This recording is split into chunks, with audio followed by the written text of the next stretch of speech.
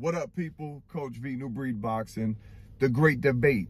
Which one is more popular, MMA or boxing? To this day, in the words of the great Deontay Wilder, to this day, I got people hitting me up telling me boxing is dead, MMA is taking over. And while I'm a fan of both, I just want to make that clear. I'm not biased, although I favor boxing, of course, more because that's my livelihood. I will say Dana White has done a great job at pushing MMA and restructuring the sport, and the progression and evolution of that sport in the past 20 years has been amazing. And they are probably the fastest growing sport. But the demographics are completely different. They apples and oranges. Boxing fans and UFC fans are not usually the same demographic.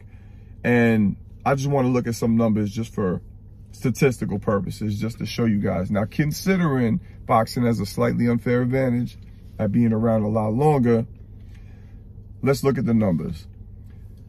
The #1 pay-per-view event ever was Mayweather versus Pacquiao, coming in at 4.6 million buys.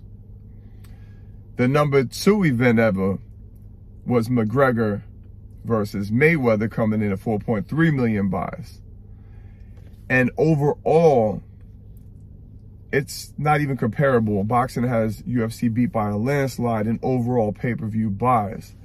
And in the history of pay-per-view, the top 50 pay-per-view events, 25 of them were boxing events, while 15 of them were MMA events, specifically UFC.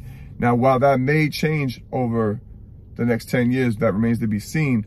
But a lot of people that tell me, you know, boxing is dead. I mean, this year has been phenomenal so far, the first half of this year, and the second half of the year looks even better.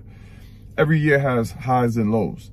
And I will say, just to throw a little jab out there, as far as paydays are concerned, I mean, you're not going to see a boxer, a top boxer, go to the octagon because the money's just not there. And with that being said, the highest payday any MMA fighter ever received was when he left the octagon and stepped into the boxing ring. So just keep in mind, boxing still has some super strong popularity. And, you know, it depends on who the stars are at that time. Like in boxing, it's always been Mike Tyson and Mayweather and De La Hoya. There's been a few guys that have just consistently always done big numbers. And we're always looking for that next superstar, because when they're gone, there will be a drought.